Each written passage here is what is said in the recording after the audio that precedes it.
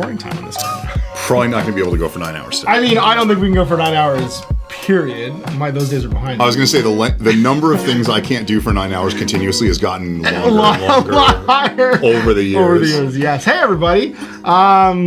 Innuendo aside, welcome to Dungeons and Dragons. I meant stay standing. I just meant things like stay standing. We're on to some D's and D's of a different kind. And the plan here today is, if you haven't caught Jay's review of the first Mantic one-shot D&D adventure, Mantic Dungeons into the Necromancer's Crypt. This is our first collab between Worlds in Conflict and GMG. Yeah, really. This is it. We're doing collabs. We're collaborating.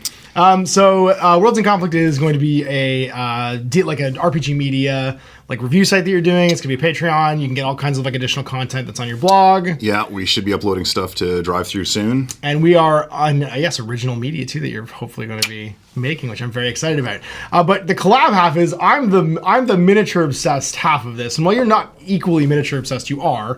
I'm kind of representing the miniature side of this project that we're doing, and you're going to represent the RPG side. And together we're going to make some gameplay videos showing these great, hybrid products. Worlds colliding, I guess. Worlds colliding.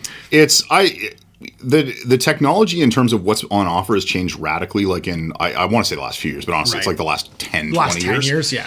To the point where I've played D&D since '83, but now a D&D game can look the way I think everybody that played D&D when I played D&D really wanted it to. We could all get miniatures, but the miniatures were very limited. You couldn't get cool scenery. You couldn't get three-dimensional objects. Mm-hmm. So now you've got these packs that are miniatures and scenery and battle maps and all kinds of things to do your encounters together. So I want to play with a few of those, try those out, and then eventually I want to do the full. I want to do a full dungeon with warlock tiles, like what we used for the ship. Yes. In Silver Bayonet. In Silver Bayonet, absolutely, yes. And so this is, where we're going to collide, our worlds will collide, is that we have I'm a very visual representation guy. So the reason I never got as far into RPGs as you did, I needed this expression of what's going on around me. I'm less theater of the mindy, I think. In my youth, I'm capable of it, obviously. Sure. In that I obviously have a lot of gremlins in my head screaming at all times. But this was an important part of it to me. So I was excited about this because there are a ton of products out here now, and even crates, monthly crates you can get where you get these little Mantic has a terrain crate. Yeah. This is driven by the products from their terrain crate. Steamforged has adventures where you get mats and adventure and miniatures. They're epic encounters. There's even one called Dungeon Crate, which was a monthly subscription box. They got you standees, miniatures, a little one shot, and some dungeon terrain. Yeah. I don't know if they're still around, but there's tons of these things. So this was a cool thing for us to collab on, because this is going to be harnessing your passion for RPGs, and I'm super pumped for it. So what is this one, and what's it about? What are we doing today? So this is Into the Necromancer's Lair. They've published for sale 4 of these adventures. There's another one you can download online for free from their website, which we may also come back to. So basically, each one of them is meant to be a very short contained adventure. This is effectively 2 encounters. Okay. So we're going to do one today and one another day. Part 1, Part 2. Part 1, Part 2.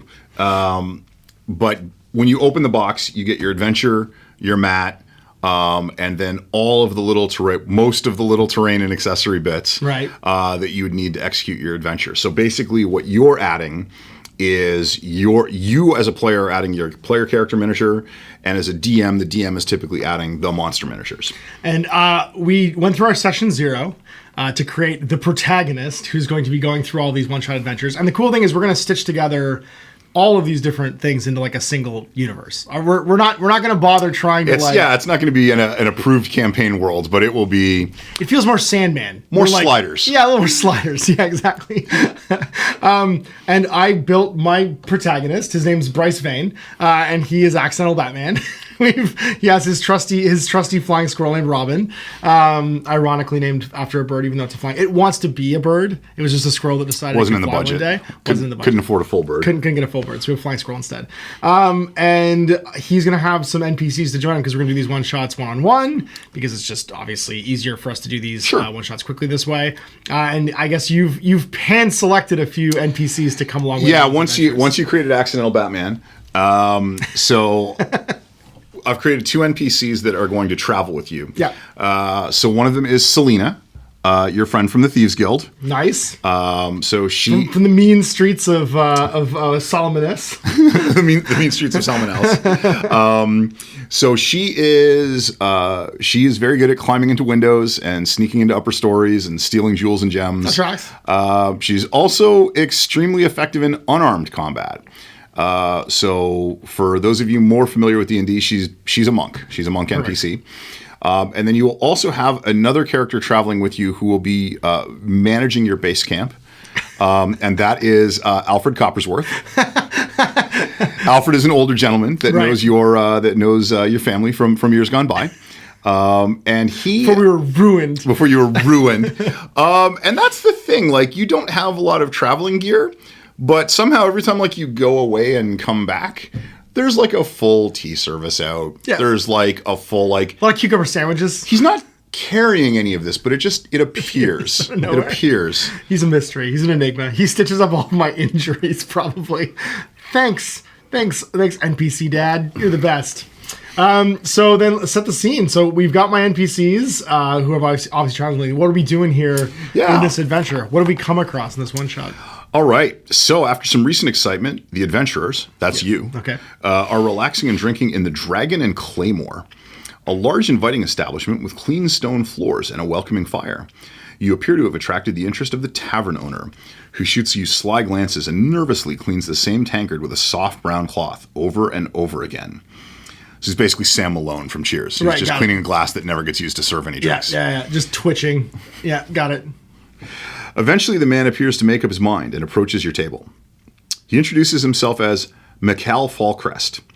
He's heard gossip of a band of adventurers moving through the area and has resolved himself to come to ask for your aid. Oh, he's like working up the courage to come talk to the weird like the group of people all dressed in black. Yeah, that's right.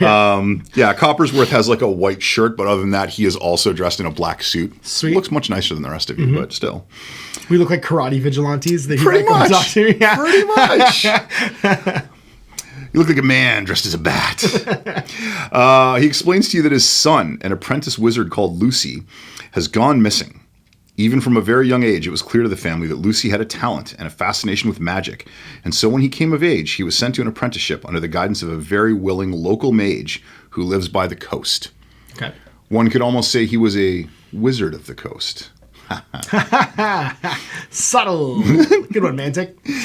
3 months ago, his apprenticeship ended and Lucy returned. However, during his time away and under the tutelage of the mage, Lucy had changed. Oh. He returned a very different person. Where he had once been a smiling, happy young man, he now had a grim and sullen demeanor and would frequently lose his temper, becoming fiercely angry and moody. He rarely left the house, instead choosing to spend his time in his cold, gloomy room, poring over old maps of the local area. He rarely ate, never washed. Oh dear. And became ashen-faced and gaunt. This is why you don't sell real estate in Transylvania, man. Come on, don't do it. Why don't you stay with Mr. Renfield? It'll be fine. He refused to talk of his time as an apprentice wizard. A month ago, an irritable and excited Lucy set off towards the village outskirts, towards an old disused crypt on the hillside. Uh-oh. It's foreshadowing. Yeah, it seems like it's going to be bad. Very in the foreground foreshadowing. Yeah. And he's not been seen since. A couple of weeks ago, villagers started vanishing during the night. More worrying tales and rumors have begun to circulate of people being dragged out of their beds in the night by unspeakable horrors. Oh, no. So remember, if you don't go wandering in the shadows by yourself, the shadows will come wandering for you. This is going to set Bryce off because Bryce is all about the balance. He needs the balance of life. Several days previously, some of the town guard, insistent that the disused crypt was the source of this new evil, went to investigate. They too haven't been seen since. Oh, no. The village is on edge, and people are rightly getting scared. What's the village called? That is a great name. Let's say the village is also called Fallcrest. Fallcrest? Okay, yeah. Mikhail is from a prominent family. In Fallcrest, got it, okay. A clearly distraught Mikhail is willing to offer 75 gold pieces to each adventurer, which is significant, who can investigate the crypt and find out what really happened to the guards. He will also offer 50 additional gold pieces per adventure if they were able to find out what happened to his son. Okay, well, Fallcrest needs me. I must go. That's perfect. And you like money. I do like money. I need my wealth back. They took my wealth and kicked me out of the city. I'm nothing without my wealth. Well, that sounds exciting. So obviously we will agree to this these terms as Exposition Man has laid them out. Exposed. And I think we can definitely make a case to go and investigate this. It does sound like there are some druidic interests involved, like the certain balance of things is out of order. There's clearly something unnatural when they're talking about, because they're not talking about people breaking into windows and stealing people in the night, because both you and your friend Selena know significant amounts about breaking in through windows. And stealing things in the night, yeah. So doesn't seem like there's a crime thing happening here. It seems like there's the natural world is out of order thing happening here. Okay. I do have a passive perception of 18. So do I notice anything about the inn or the village in general as I walk in? No, the inn and the village in general actually seem very. You are this world's greatest detective. I am, yeah. No, the inn is extremely nice. It's well maintained. Like, you have no doubt he has the money he's offering you. Right. He seems to be one of the most prosperous men in town. And yet, invested interest in his somehow not running some evil chemical plant, which is weird. There's no. That's right. Okay. This place isn't called Ace for any reason. There's no aces. Okay, got it. Dude, just put lids on those vats, man. What are you doing? Yeah, it feels like there's a lot of bad fumes in here. Why are you so many OSHA violations in this town? So, no, but he seems very prosperous. The town itself is nice. It's not overly wealthy. There's no sinister overtones to it. But people are very on edge. You've been in town for a couple days, and they are getting progressively less and less friendly, and doors and shutters are being closed progressively earlier and earlier at night as more and more townsfolk go missing. All right. Well, if I find out there's any orphans in this town being made, I'm going to get all mad and want to go solve this on my own anyway. So we'll accept, and I guess ask, is there anything you can do to, forewarn us of the dangers that might be to come as we head out to this crypt? Is there anything you know about the area? Does the crypt have a history? Sure. A little bit of investigation and research. So the crypt is one of the few things remaining from the village that was here before this village. Good. So you could almost say it's built on some sort of burial ground. Oh, no. We don't go up there. The ground's gone sour. No one goes that way anymore. Of course. Is this John Lithgow? Am I talking to John Lithgow? People say it's haunted. Besides, why climb all the way up a steep hill to bury a body? It is an extremely steep hill. Oh, wow. Okay. So it's not something you could traverse with a horse or a pony. Right. The last person to be buried on the hill was Karina Tombspine. Great name. She was a powerful merchant and beloved mayor of the town. Unfortunately, she died of a rotting disease before her time. Oh. And she was given her own crypt as a mark of respect. Oh. So that is the apex of the hill. So the former mayor's giant rich crypt is basically what we're going to investigate. And this town may be built on a town that was here before that suffered some kind of fate. Correct. I'm not saying it's the Roanoke colony. Okay.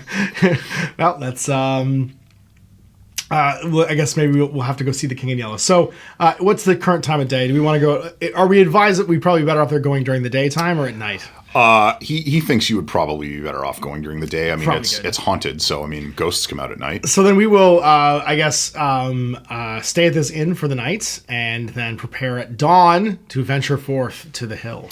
So he also tells you that his boy is small with dark hair. Okay. He's in his early 20s. He still wears the blue robes of an apprentice mage, but they were normally a mage's robes are very bright and colorful. Right. His are just kind of filthy and gungy. Subdued. Yeah. Yes. Yeah. I got it. This guy sounds. He's very indoorsy. His son. Yes. Roger. Okay. Blue robed. Don't kill guys in blue without asking questions first. Blue-robed dirtbag. Ask questions first, shoot later. Yeah. No guns! Oh, you're not Batfleck. No, not Batfleck. No guns! Blue-robed dirtbag question mark is going to be my note for this one. All right, so having spent the night at the inn, as of course dawn rises, we rise with the dawn. Although we typically would go out at night, I guess we're not. This probably doesn't seem like a good time. You're to do unnaturally tired. This doesn't. I'm like something's disrupted your sleep cycle. I don't normally go outside at this time of day. You haven't even had time to lay your guano on the ground yet. I guess as a final ask for the innkeeper, is there anyone who can give us some like basic directions or guidance? I think we should look out for on the way. Yeah, he gives you guys directions. Coppersworth tells you that he knows the way. Okay. He's been adequately informed by people. All right, excellent. All right, then off we go. All right. So as you approach the crypt, it has definitely been not well traveled. It's overgrown with vines everywhere. Okay. You in fact can't approach it from the eastern or western sides. It's so overgrown. Got it. There is a walkway that obviously would have been used to service it. So when you're looking at the actual map sheet, all the cobblestones you see are the walkway that are easy to ascend. Anywhere you see breaks in that or any of the dark areas, you would have to make rolls to climb that. Got it, because it's all overgrown. Okay. So are we beginning an encounter? Yeah, we can start off on the map if you have no other prep you want to do. I think just like giving a quick perception, quick snoop around.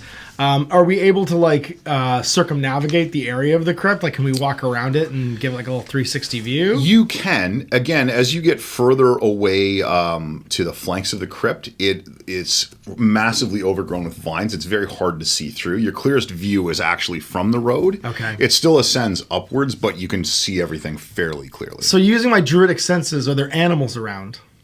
There are no animals around. No animals for me Like, to talk to. Zero animals around. And there's definitely enough growth here, and like living growth, there should be animals. So there's a curious amount of no animals. It's They're quiet. avoiding this place. Too quiet.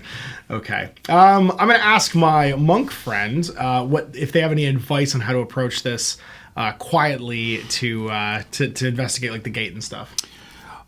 Selena's suggestion is that one of you moves up the path towards the gate while the other one, you're both reasonably skilled at like climbing. You're both fairly dexterous individuals, climbs from the side so that if anyone is moving to stop the person coming to the gate, you have someone flanking. Okay, cool. Well, so I'll tell Selena to go off to the flank then, and I will approach the gate. Fair enough.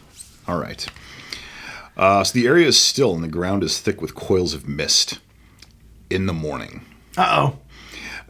With each step towards the hill, the smell of rotten meat gets stronger. Oh, that's not good. And the soft dragging of footsteps can be heard from the lower slope, along with low moans. Low moans? That's not good either. Oh, it's the worst. The path to the crypt is made of old moss-covered cobblestones. A mass of vines and rotten vegetation lays heavy on the sides of the hill. So, did you want to approach and her flank, or vice versa? She can flank and I'll approach, yeah. Okay. So you can set up there. All right, and we're going to start the encounter, so I'm going to start. And she'll set up.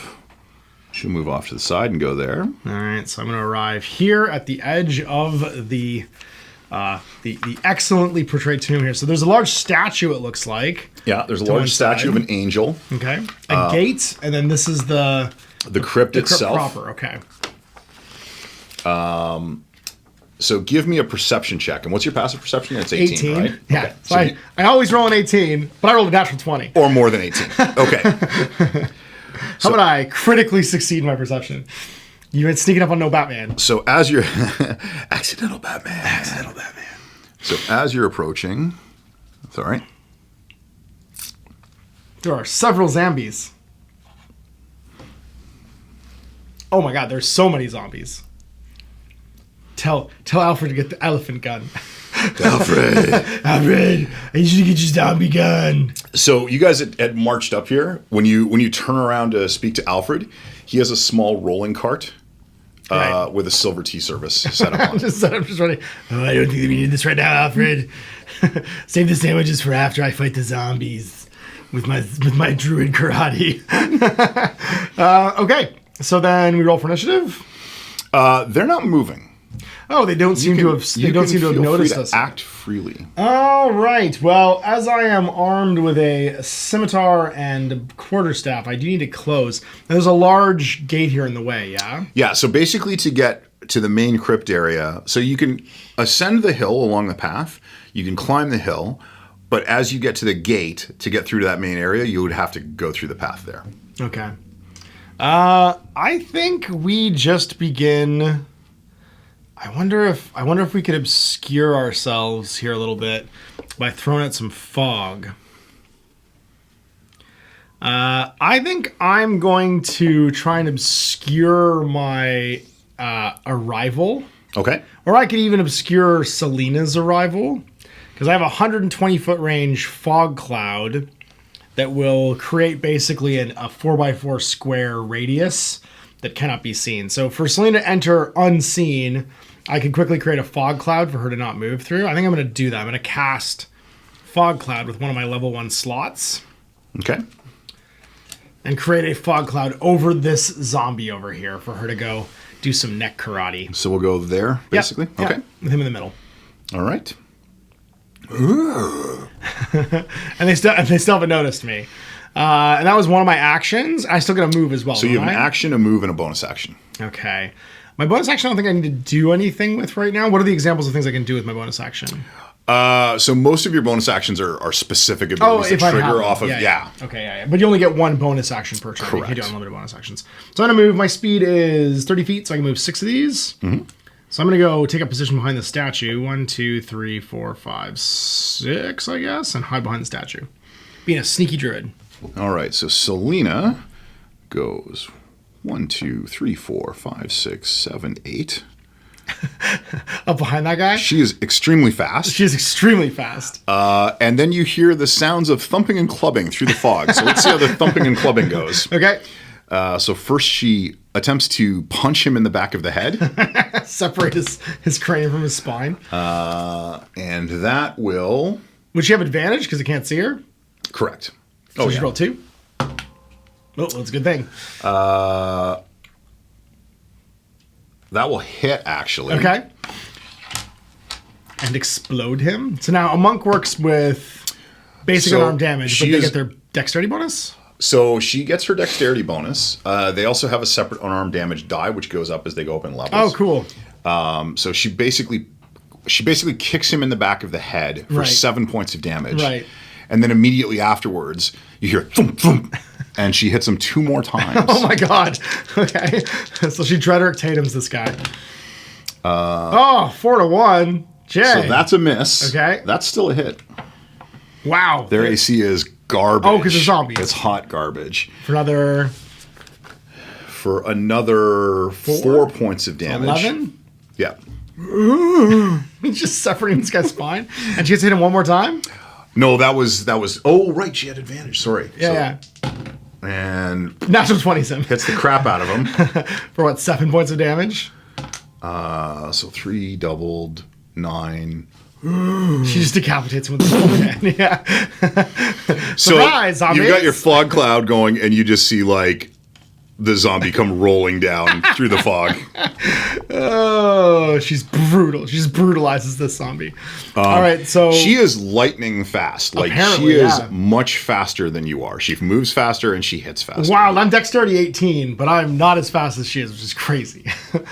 She must have a feat, I guess, in speed. Again, so one of the monk abilities is once you hit 2nd level, you start gaining extra movement. And one of your key abilities is you can use bonus actions to lay in extra strikes after your first strike. Amazing. Okay. So then I am, if these guys aren't done acting for the turn, because I'm done, and she's done. So that was basically, you guys had a turn of surprise. Oh, right. Okay. Now we can roll for initiative. Okay. Well, I roll my initiative bonus is +4 on 11. Okay, so Selina is going to go on 26. She sure is. And so it's going to be the zombies next. Okay. So the zombies are going to go on, I guess that is 18. Cool. So it goes Selina, zombies, me. All right. So Selina advances she on literally sprints across the whole thing. I feel like I'm watching the Flash move. Her name should be Barry. So she attempts to kick this one in the face. Nope. No. Barely? So that's a miss. So the zombies converge. And she doesn't get bonus action to attack again, eh? She has a limited number of applications of that. So that's an ability that she recharges with a rest. Got it. So when you're like going to instantly take somebody out, it's well worth it. If it's not going to be enough to put somebody over, it's not worth spending your slots on. Okay. So the two zombies make a grasp for her. Oh no. 17-17. So those are both going to hit. Sling's not doing great. And they are going to do a bunch of damage. 7 damage. Oh no! How many hit points do you have? She has 16 hit points. Now she has 9. Ooh, okay. Good thing I brought Cure Wounds. And then she is grappled. So they're holding on to her. Holy moly. Okay, well that's my action time. Yeah. I'm going to make my move. 1, 2, 3, and I can go through this gate, right? 4, 5, 6. And I'm going to scimitar. Drawing my scimitar, I will strike against this first zombie. He is armor class 8. Okay, well, I am using my dexterity bonus for this because I'm using a finesse weapon, so I hit a +4. I roll a 7. No. You get your proficiency bonus as well, so it's another +2. Oh, okay. So then I get I get a 9. Okay, cool. Yep. Awesome. So then you roll damage. Okay, my scimitar is D6 damage. And do I get my dexterity bonus against this? If it's a finesse weapon, you get your dexterity bonus. Okay, so it's D6 plus 4. So I get 7 points of damage. 7 points of damage. I hack a big piece off. Daggers. So now she's still grasped by this one, but not by this one? Correct. Okay, got it. And then we're into initiative again, I think, because I went last. Correct. So she is up first, so she's going to try and break the grasp of the zombie that's holding her. Okay. So she needs to roll an 11 for that. And she does. She does. At which point she will kick him in his... Oh, no, she's already gone. That's her action. That's her action. So the zombies go again. Then the zombies are going to go. So first she'll get a zombie trying to grab her. 11. Plus 3. 14? Not quite. Nope. I'm armor class 15 if the other one's attacking me. It does. So it does get you. Oh, no. For a robust 4 points of damage. Ouch. Okay, so I have 30 hit points, or 24 hit points, so I'm going to have 20 points left. Sorry, how many did you have to start with? 24. Oh, 24. I thought you said 30. That's why I was Yeah. like, no, that's not right. No, I was reading my speed. I was like, Got it. And then it is also holding on to you. Okay, so I try and break this out now, and that's my action? Yeah, so to try and break free of it, it is a DC 11 roll, which you would get your strength bonus I don't have a strength bonus, so it's just a roll. I'm a 17. I'm good. Yep, so you can still take a bonus action. As a bonus action, I don't have much I can do here except for turn into a bat, I don't think. So that doesn't seem useful right now. So we're into initiative again. All right. So she's up first. She's not grappled this time.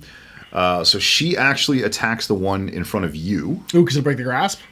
It'll break the grasp, and also you can move freely because the other one's not adjacent to you. Got it. 20? Yep. I think she might decapitate him again. So this is going to be D6 plus her, or D4 plus her. It'll be D4 doubled, so 2 plus her dex bonus, which is 3. So that's 5 points of damage. And I've already done 7. So it's taken 12. So he's taken 12. So he does not go down. Okay. So she attacks him again. With her bonus action. And natural 20s him again. She's so mad. Where did I buy these dice from? Yeah, I know. They're only rolling. Where have these dice been in all my other games? 2s and 20s. 7 more? That puts him down. Okay, so she snaps his neck.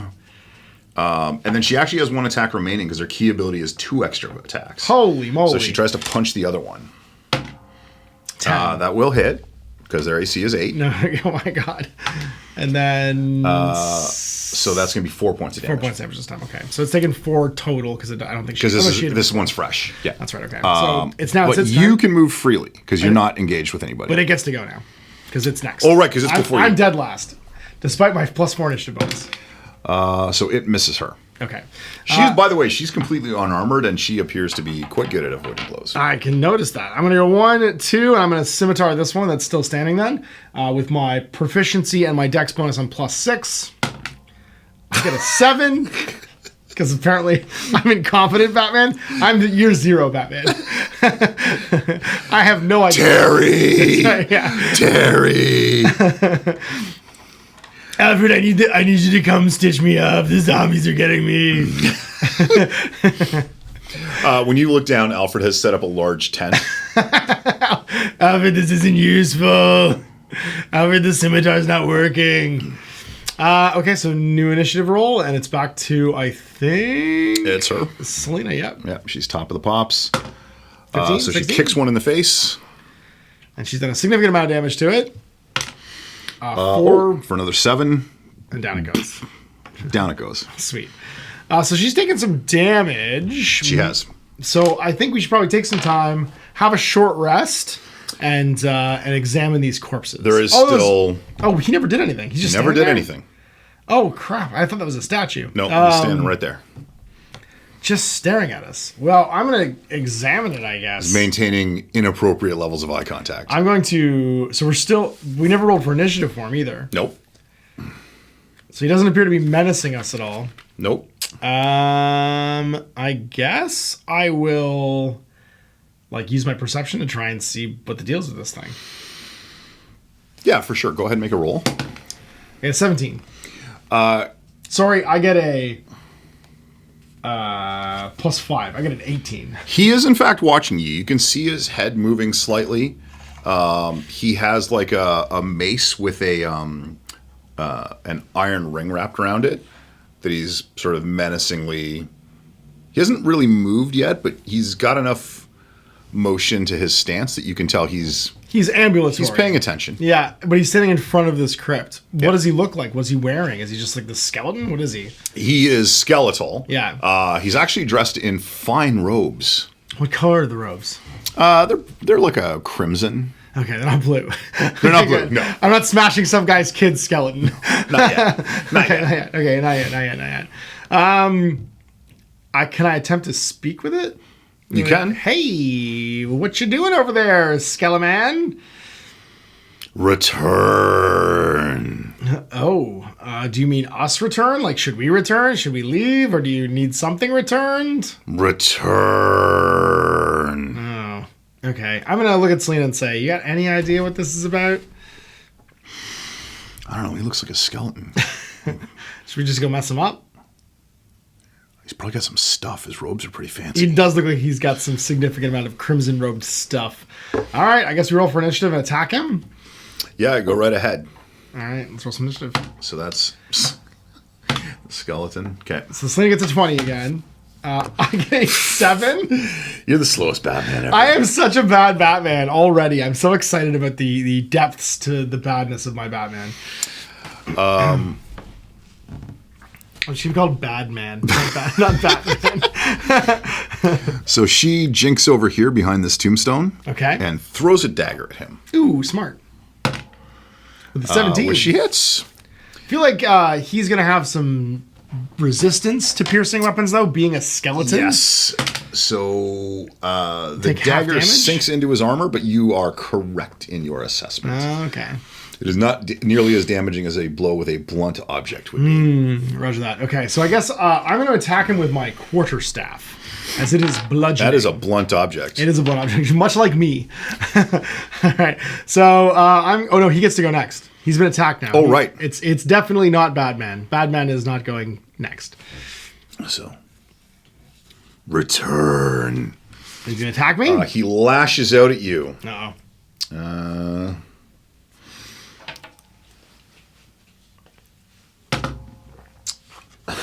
My armor class is 15. I was going to say a 5 is not going to hit. However, That's a 3. yeah, he's +2. Okay. However,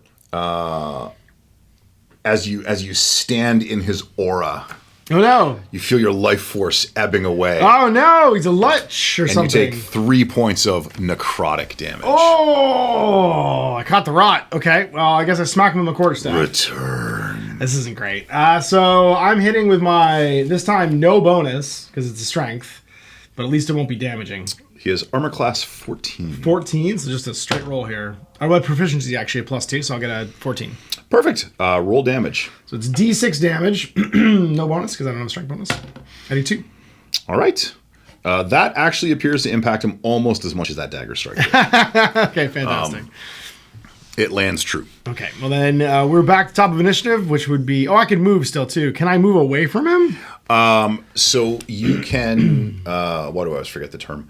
You can basically move 1 square out of his engagement area, and that's the end of your movement. That's a disengage. I'll disengage like that. If you try to move further than that, he gets an attack of opportunity when you move away from That's him. fine. I'm just going to move away from him and try to lead him away from Selena. Okay. So top of next round, she throws another dagger at him. 2? It sails by. No. We're both being equally bad. So then it's his turn.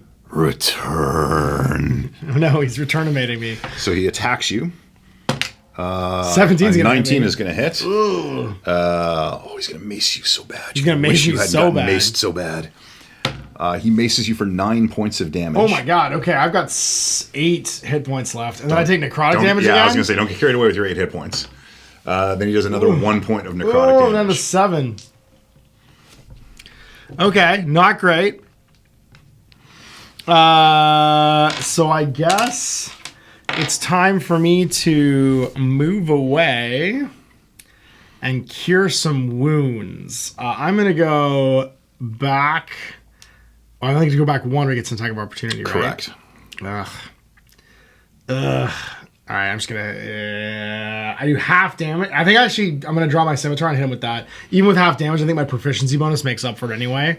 So it's probably better. So I'm going to hit him with my scimitar now. Well, you have a damage bonus, right, as well with that? Exactly, yeah. So even if he's having it? Even if I'm having it, it's going to be better. So my scimitar is going to be +4, +2 for my proficiency, so +6. I get a 22. That is definitely a hit. All right, and I'm going to get D6 +4 damage halved, I'm assuming. Yeah. 3 this time. In theory, it would have been better. Yeah, I mean, I did 2 last time, so this does kind of help. And then I will break off like that. Okay. All right.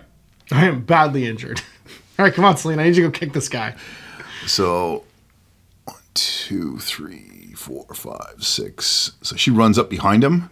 Perfect. And gets ready to kick some back. Kicks him back. And she's going to get advantage now. Good thing she got the advantage because she rolled a 1. So that's a hit. Okay. And now, is her fists bludgeoning? They are. There we go. Perfect. So she kicks him in the back of the head and then goes for 2 kidney punches. Go Selena. 17 will do it. That's another hit. Let's just see if the other one hits as well. And 11 will hit. 11 plus 6? 3 is... Plus 3. Yeah, so she hits both times. So this is another 5 and 5.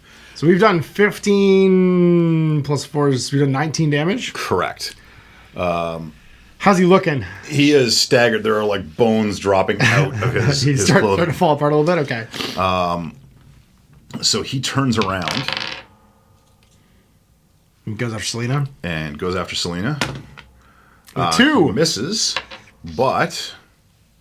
She takes 4 points of necrotic damage. 4 points of necrotic damage, and she looks bad. She's not looking great, eh? She looks real bad. All right, well, I guess he's like falling apart. I think I need to try to kill him. You hear Coppersworth yell from the base of the hill, the bandages are ready, sir. So I'm going to attack with... It's not finesse, though. Because I was going to use my instantaneous Thorn Whip. Mm-hmm. Thorn Whip with a range of 30 feet. I'm going to go... So 30 feet, I can really whip this guy.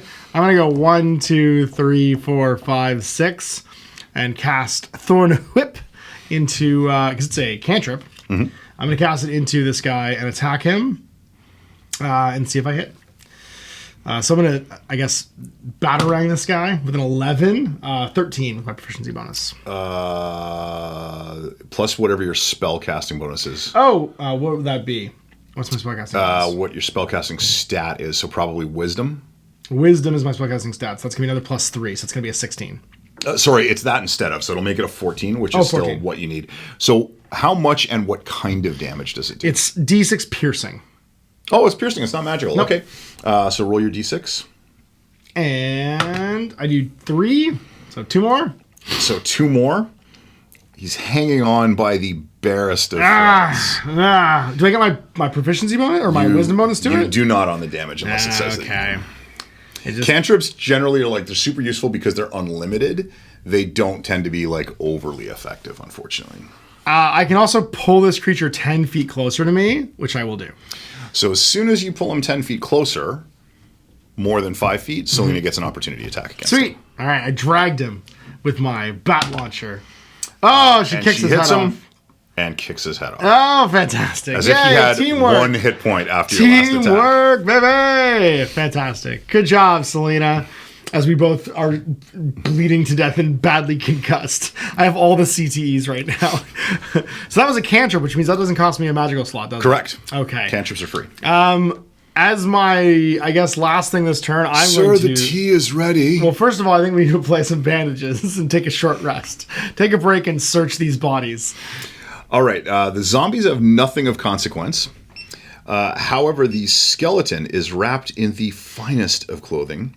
He has a signet ring, a silver coronet, and a jewel-encrusted mace. Ooh, what's the value we would appraise these at?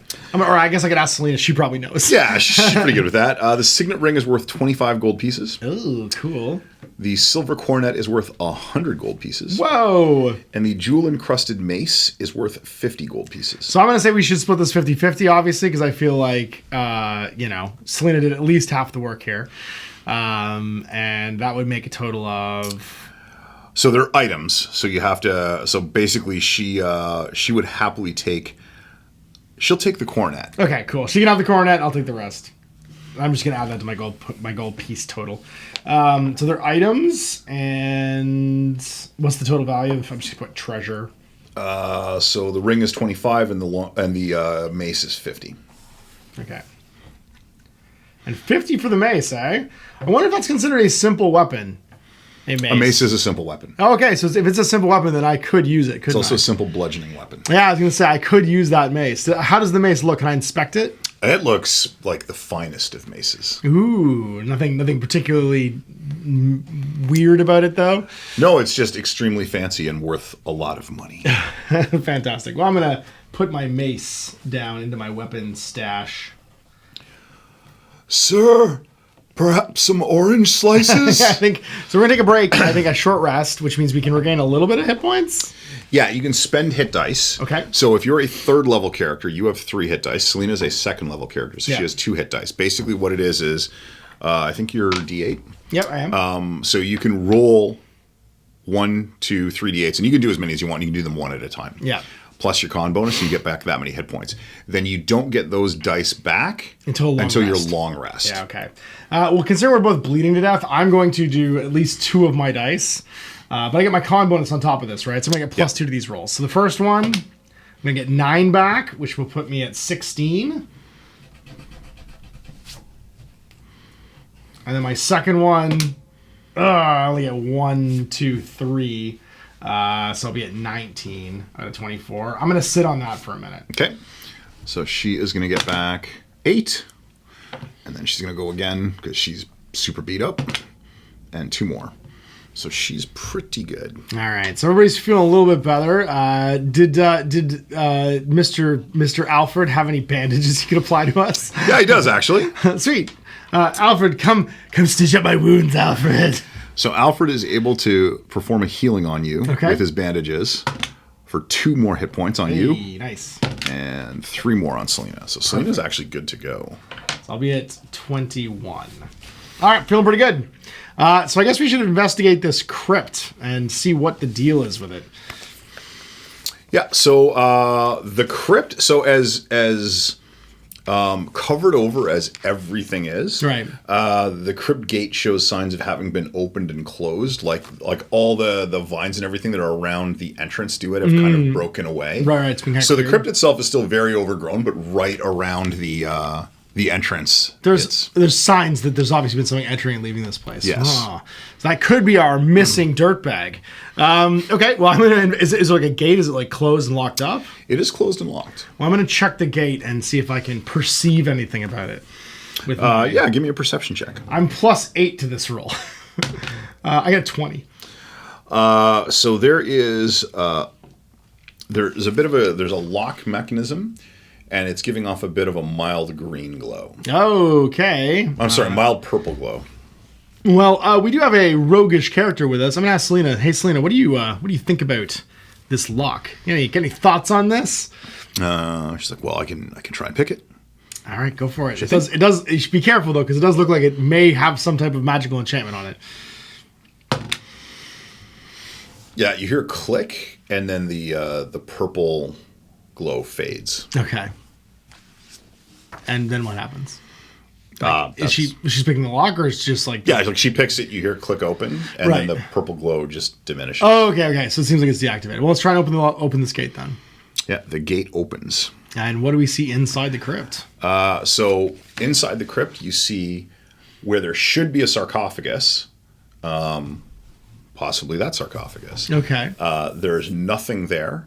There's a hole in the ground with stairs descending downward. Okay. So does it look like this sarcophagus has been dragged out and moved? Yes. Oh, all right. Well, then we should probably go and investigate that. It looks like this is the furniture's been rearranged here a little bit, because these are all gravestones. They're obviously where they're supposed to be. This sarcophagus looks like it's been moved. So let's go and investigate the sarcophagus and see what the deal is. All right. I'm going to see if I can perceive anything weird about it. I roll an 11. Oh, we hear some noise from inside the sarcophagus? You can hear scratching. Okay, I'm going to tap on my core stuff and say, hey, anybody in there?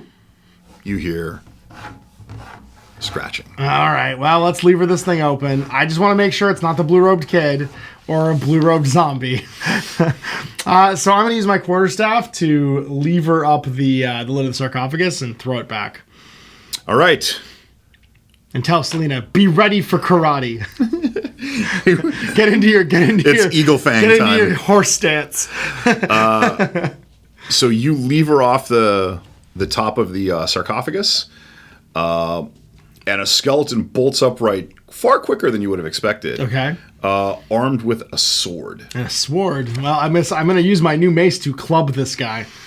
All right. So give me a roll for initiative. Plus 8. 26 this time. Look at you. So there let's we do go. Selena is... 22. So 18... And then 20. Skeleman? And Skeleman is less. So you, Selena, Skeleman. All right. Finally, my reflexes have paid off. Because I'm Batman. Because I'm going to hit this guy with a club. I'm going to cave his skull in, Alfred. I get a 15. No, I get a 13. So I got... Oh, no, my proficiency bonus. You are proficient with this. Yeah. You just don't get your dex bonus. So he catches your mace with his sword and moves it to the side. Oh, no! My fancy mace. That's what I can use for using a dead man's weapon. All right, well, then it's Selena's turn. All right, so Selena just bullies this guy. Tries to kick him off. That is a miss. Okay. So she goes to like sweep his leg out from under him, but he's seen too many Karate Kid movies. He's then he gets to go. This skeleton is clearly got our number. So on a 1 to 3, he's going to attack you, and a 4 to 6, Selena.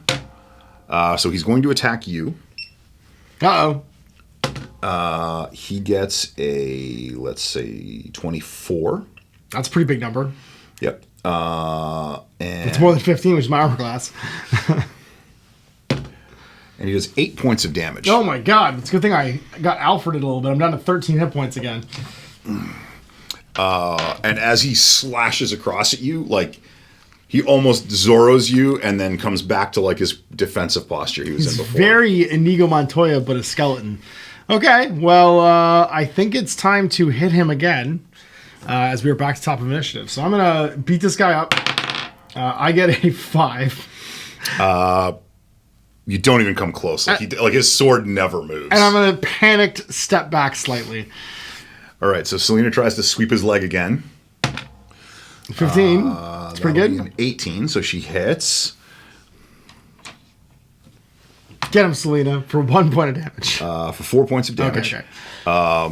Yeah, so that's her attack, and then he steps down. Out. Who's he going to attack? He's going to attack her because she was able to damage him. And Got it. Okay. Oh. She's clearly a bigger threat no matter what we do here. So, he will hit her. Oh, he will, yeah. So, for 10 points of damage. Oh my god. Poor Selena. He goes to town. All right, well, the skeleton's going sick on us, and we probably should... Sir, there's a skeleton coming out you. Thank you, Alfred. That'll be all. I'm going to hit it well. I'm going to hit it for 12. So again, he catches your mace with his sword and just moves it out of the way. dismissively moves it out of the way. I'm so bad at this. I'm going to step back again. He's the Ra's al Ghul of skeletons. Apparently, yeah. We opened his Lazarus pit. So she goes to kick him again. For natural 20. There we go. That'll do it. She's mad now. Whoa! So 16 points of damage? 11 points of 11 damage. points of damage. Double dice plus damage the dice modifier. doubles up the total. Got it. So 11, 4, so it's 15. Okay. He does appear to be staggered by that. Okay. That's his turn. And then he attacks her again. Oh, no! Yeah, there's nothing but 20s in that die. Holy moly. So if this is anything other than a 1, she's going to lay down for a minute. Oh, no! She's going to make a death save. She gets jacked up. Well, I think it's time to use my action to... What's the range of this? Touch, unfortunately. Sir, Miss Kyle appears to be in need of help. Take 1, 2, 3, 4 steps over here, and I'm going to cure some wounds on Selena. So I'm going to get D8 plus my spellcasting ability in healing on her, because she has just been stabbed very badly for another level 1 slot. She's going to get 8 hit points back. Okay. And I've used 2 of my level 1 slots. So she has 8 hit points. Okay. How many slots total do I have before a long rest? I have at level 3... I think I have 4 level 1 slots and 2 level 2 slots. And my cantrips. So that's it. That's my turn. And then she gets to go. Yeah, so she stands up. Is that a bonus action or an action? That's her move. Okay, that's her move. Got it. And then she goes to kick him in the face. She's mad at him now. Oh, I think she does. That will be a hit. For another 7 points of damage for 22, which is the magic number. Thank goodness. Thank goodness for cure wounds. I need to hide behind Selena for this entire adventure, apparently. That tracks for year one bad man. So I guess we should probably inspect this tomb now and also the dead skeleton. Yeah, so the dead skeleton has an extremely fancy-looking longsword. Ooh. And a suit of chainmail on. Well, I can't use either of those things, but I'll have Selena quickly appraise the longsword. It's quite a nice longsword, but it's not exceptionally valuable. Okay, got it. Well, then we can just leave that there. And then what about inside the tomb itself? Inside the tomb, you see stairs descending into darkness. 2 entrances. Oh. No, that's the stairs underneath where the hole was. Oh, I mean inside this tomb. Oh, I'm sorry. No, it's just an empty... It's just been dragged out here and left. Oh. I wonder who these guys are. Can I use my local history knowledge to try and figure out who these guys are? Yeah, go for it. So I have an intelligence bonus of +3. I don't get my... But I have an investigation bonus of +5. So I'm going to get a +8 to this. I get a 13 is my total. So you're 13? Yeah. So... These are fancy skeletons. The fancy-looking skeleton who was standing at the entrance, he appears to be wearing what you would expect any rich member of the merchant caste in the town to be wearing. Like he's wearing that style of clothing. He's not Mikhail, but he's very similar in terms of like his style of clothing. So he's obviously a rich local. Yeah, someone of high class. And the skeleton is clearly a member of the town guard. Okay, so these were sentinels placed here maybe at some point, and some rich person who's broken free. All right, well, I think it's time to descend into darkness. Darkness there, and nothing more. So is that going to round off our... That is encounter Act 1. Interesting, all right. So far, I have to say, it's very straightforward.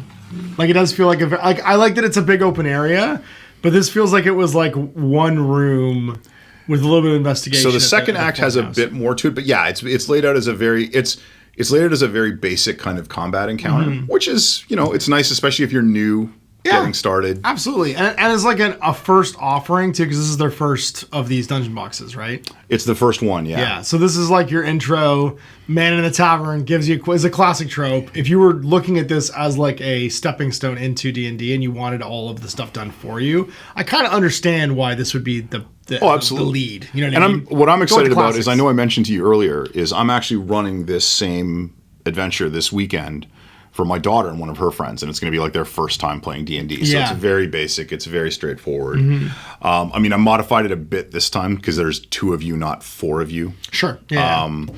Yeah, and I mean, you guys burn even at like a 3rd level character and a level 2 NPC, you burned almost all your resources. Like, the reason she was so dominant in that first fight is because once it got desperate with the second skeleton, she used up the last of her key points, so she doesn't have those extra attacks. Exactly, and I have 2 of my spell slots gone, and we've used 2 of my 3 healing dice, and she's used 1 of hers. So like, we're gonna have to heal up a little bit before we go down there. And Alfred's using a feat for his healing, which he has also a limited number of uses for. So yeah. All right. Well, we've burned some resources getting down there. Hopefully, it'll be more investigating and not just festooned with zombies like the outside was. I'm hoping most of the guards were at the outset, and it's a little more investigating when we get down to the dark. But we'll see for that one. It's always good to have hope. It's always good to have hope. I mean, my adventurers can't always die in the first adventure. We can't do that. This guy needs to get resurrected. I just like seeing you make characters. That's true. We're just gonna Jerry O'Connell this. It'll be a different Jerry O'Connell every single time. Imagine Jerry O'Connell as Batman. Are you Elseworlds Batman? We're slattering this. Yeah. We'll just have him come back as Thomas Wayne. We'll have him come back as we'll just keep Elseworlds this whole thing. So we'll see for the second half of this next week, and this is super fun. I'm excited to see the conclusion and to flip the mat so you guys can see the other half. And of course, you can check the review of the box set where Jay and I sit down on Worlds in Conflict. Thanks for watching, guys.